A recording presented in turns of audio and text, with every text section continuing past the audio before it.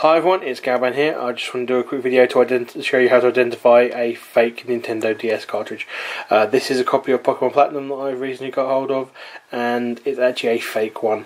The first thing that identified it to fake as me was the ESRB rating there and the code there, which has USA at the end of it, and also on the game itself identified as USA, and the manual talks about Nintendo of America.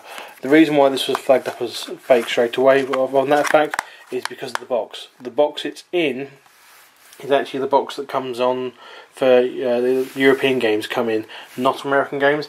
American games and Japanese games actually both use these black cases that you see like this. They're slightly slimmer than the normal one, and they're not transparent, and they are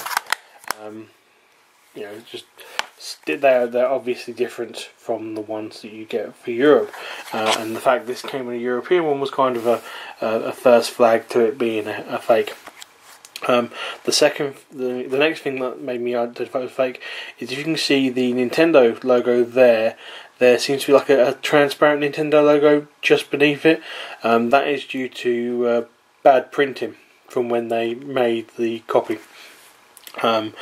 The gloss finish was printed on top, but it wasn't aligned properly, so it doesn't actually print where it should be. As you can see, even around the Pokemon, there are, like, almost like a subtle drop shadow being caused from the gloss overlapping where it should be, and where it shouldn't be, and things like that. Next thing that flagged up that was the fact that the printing itself is actually a little bit fuzzy. It's ever so slightly fuzzy, and this is probably from where it's been scanned in onto a computer and then reproduced. The other thing that I might have that are these blue dots here. These are ink dots from where the scanner had probably had something on it, or maybe like that. If you look at a normal cartridge, there should be no markings, no printing at all on there for that to occur. So that's that. So that identifies it there. Then when we follow through to the manual, the manual has a similar printing issue. There are little mistakes. There's like little ink dots that appear in places, and it's just, again, that ever so slight fuzz to it that you would notice with your eye if you saw it. Again, the cartridge label has the same fuzz. But the other thing that identified it for me was actually the cartridge itself was a little bit creaky. It makes little creaky noises as you squeeze it, and also the fact that on the back here, the cartridge doesn't look as if it's been moulded from an original DS cartridge. It looks slightly different than the other ones, so that's there. It looks almost like it's been made of an overlap.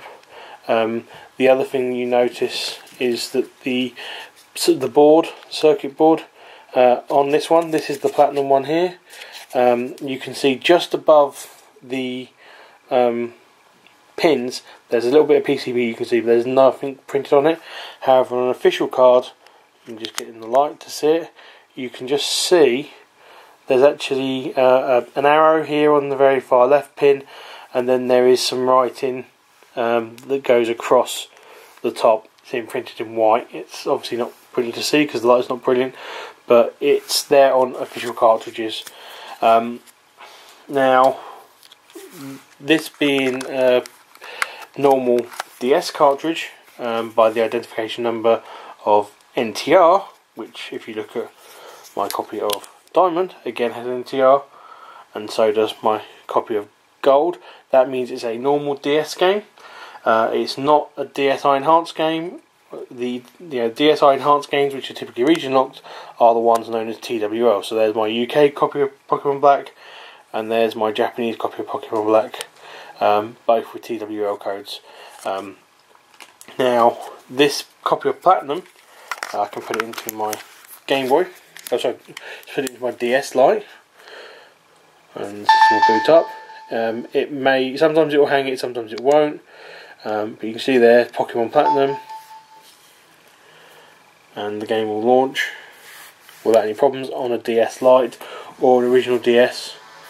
That will start up fine. If however I take the game out and put it into my DSi, the system will find the game, you can launch it, and you get a message saying there's something wrong with the game, please turn the system off. That is that the system is unable to read the game properly due to the piracy protection that gets installed on the DSi's by Nintendo. Now some of you might be saying, well, it's a Japanese DSi, of course it won't play other games.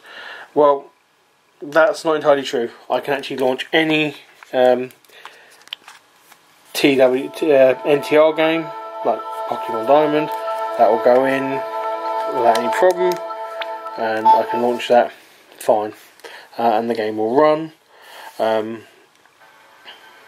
There's no region code on the NTR game.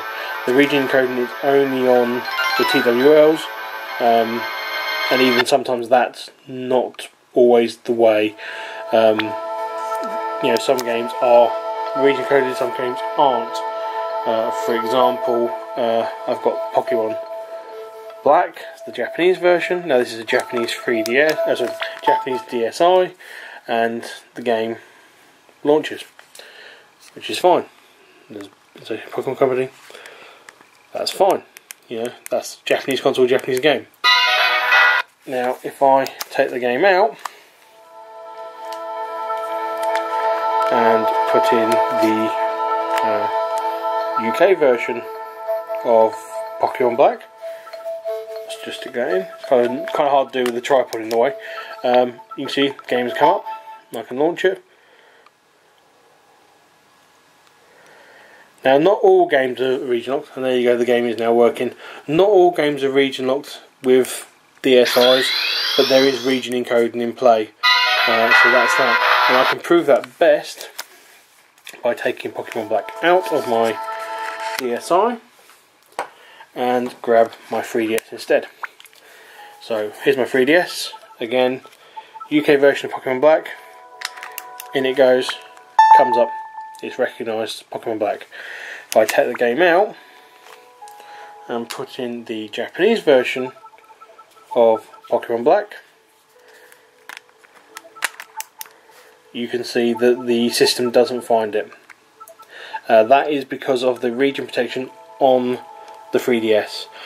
There is region protection on the DSi, but not all games used it. However, the region protection is set up and running on the 3DS with improved piracy protection, all this sort of thing. So the only games from, which take TWO games for the DSi and 3DS games from the right region will run on a 3DS. So that's that. Hopefully that will explain how to identify a pirate game or a DS game, and hopefully it will stop people from accidentally buying games that are pirates, and then hopefully will stop people from pirating DS games. So yeah, that's it. See you all later. Bye.